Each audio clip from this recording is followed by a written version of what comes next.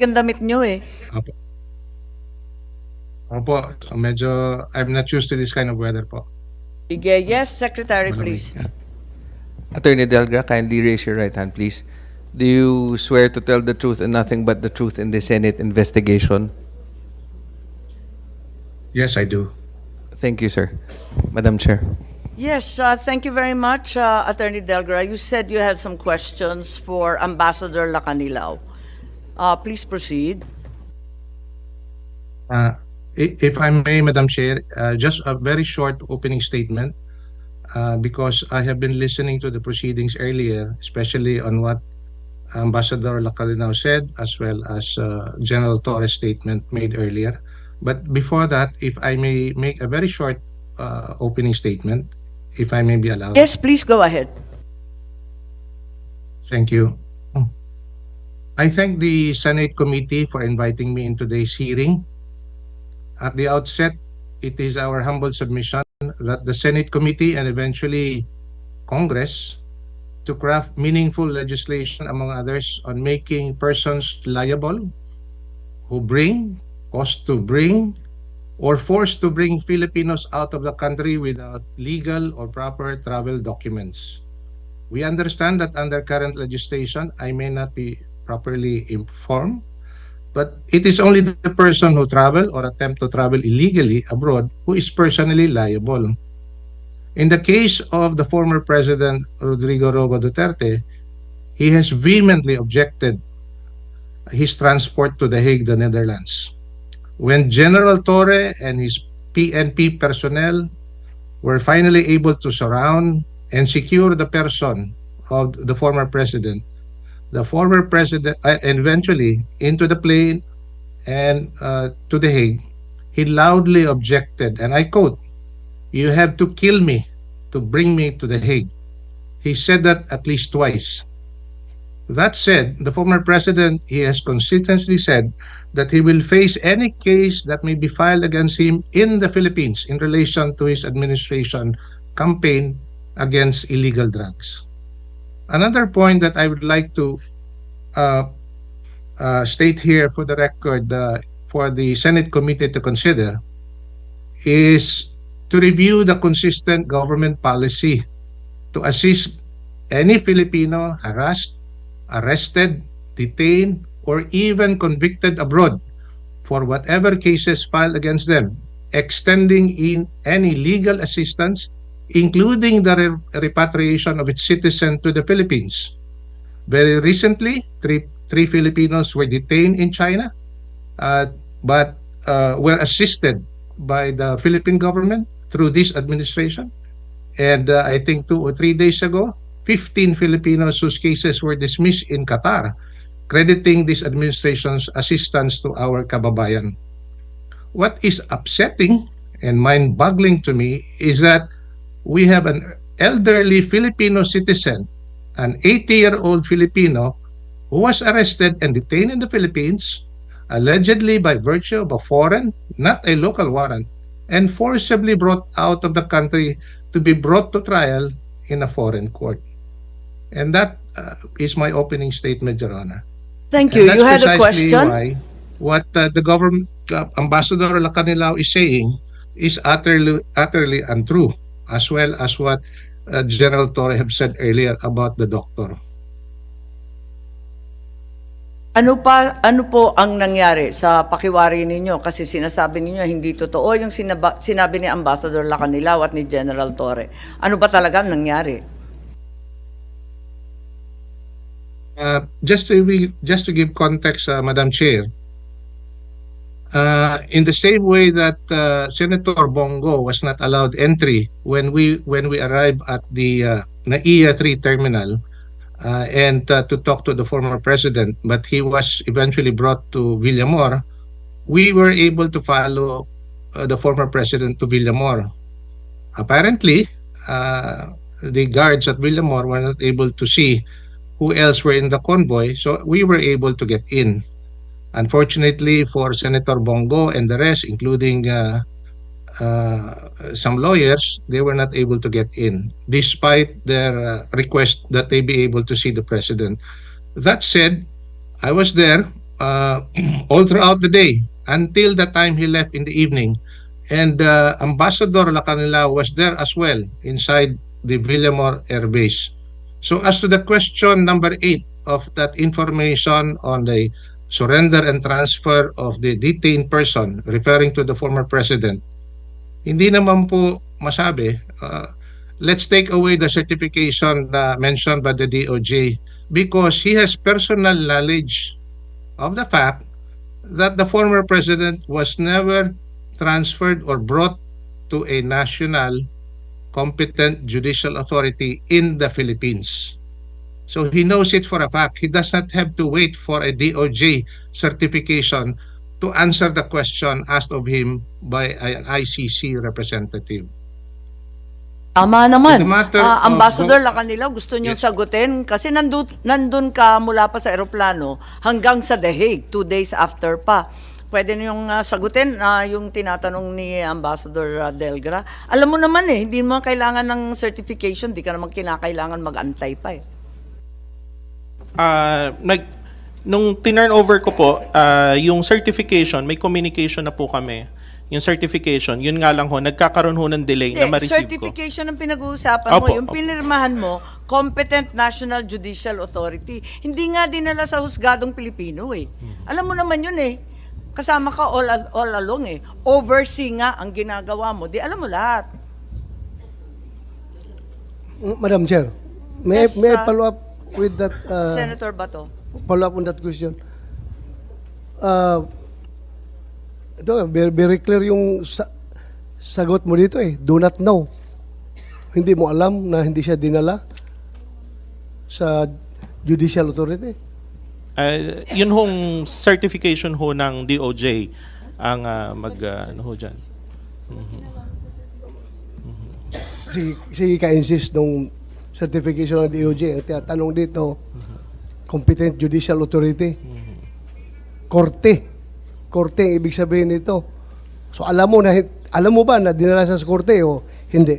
RTC Pasay or RTC Paranaque? Hindi ko po alam. Hindi mo alam? Hindi mo alam? Alay, kasi yung magkasama tinatanong... kayo, Hindi, di ba? nandun ka, di ba? Sabi mo, ikaw nag-converse eh. ang ano ko nga po dyan yung certification niya. Ngayon yung kung Wala naman to regarding kinalaman sa certification. Dinala ba sa husgado o hindi? Hindi ko Yes po or alam. no? Ay, Hindi mo alam? Kasama ka the whole time hanggang sa Hague. Nandun ka sa... Oy, magsabi ka ng Opo, totoo. opo. We're all under oath here. Yes, madam. So alam mo kung dinala Alam siya mo, o hindi hindi? mo alam. Hindi ko po alam kasi hindi Paano naman ho hindi ako mo alam? Binantayan mo mula nung dumating mula sa Hong Kong, sa airport, dinala sa Villamor, dinala sa The Hague. Kasama ko all throughout. Opo. Pag sinabi mong di mo alam, you are lying. You are lying. And nandun ka all the time eh. Hindi mo alam na dinala siya sa korte? Hindi mo alam? Hindi ko po alam, Mr. Senator. May I clarify? I think we should ask Attorney Delgra, what do you think of the answer given that he was not aware of any information regarding the competent National Judicial Authority that he signed on to? Pwede bang mangyari yon, Attorney Delgra? I join the observation of Senator Bato that the Ambassador Lacanilao is lying. Kasi all he needs to know is whether the former president was brought out of Villamor and brought to a local court.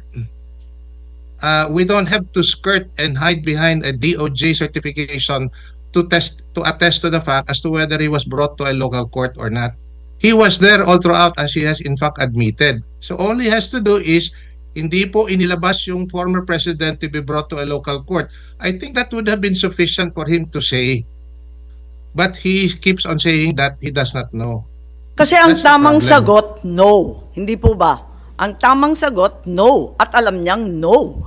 Kailanman hindi dinala sa husgado. Tama po ba?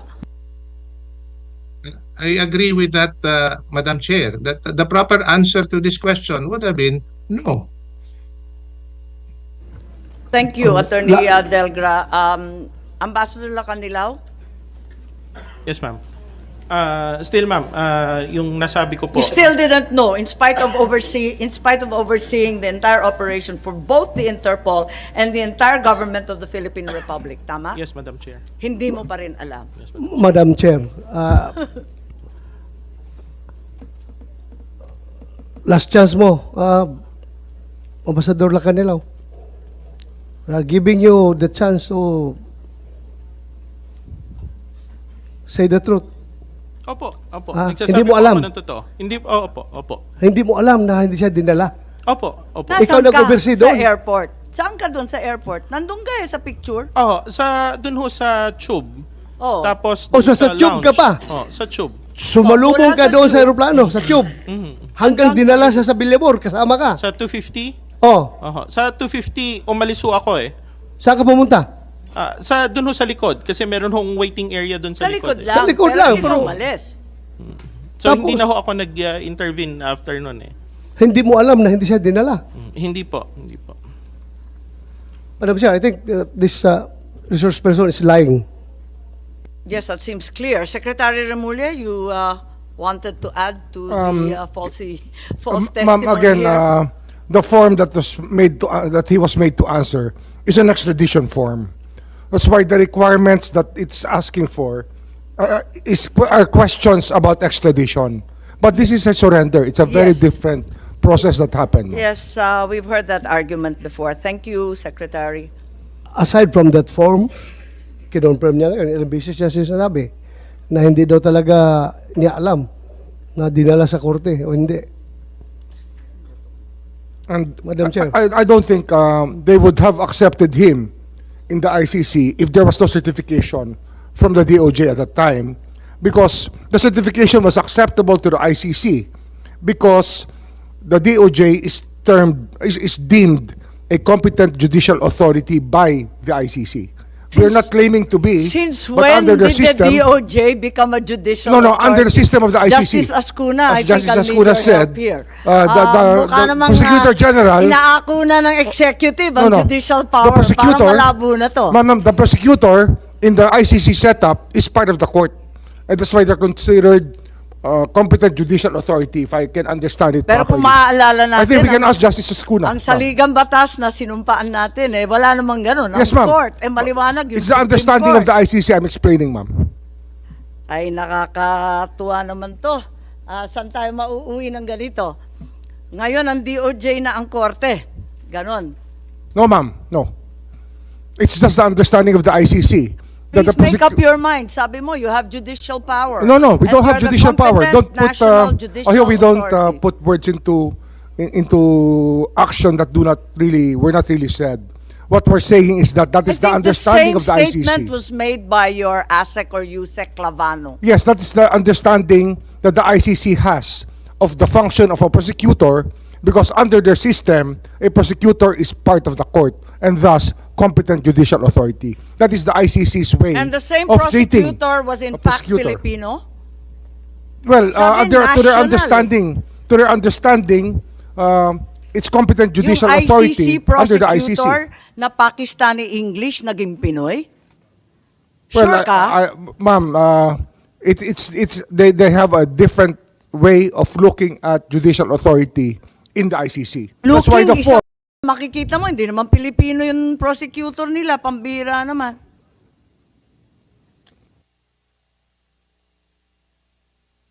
Madam Chair, I just would like to advise Ambassador Lacanilaw that, alam mo, kami dito, hindi kami nagsasite in contempt porque ayaw namin yung sagot mo.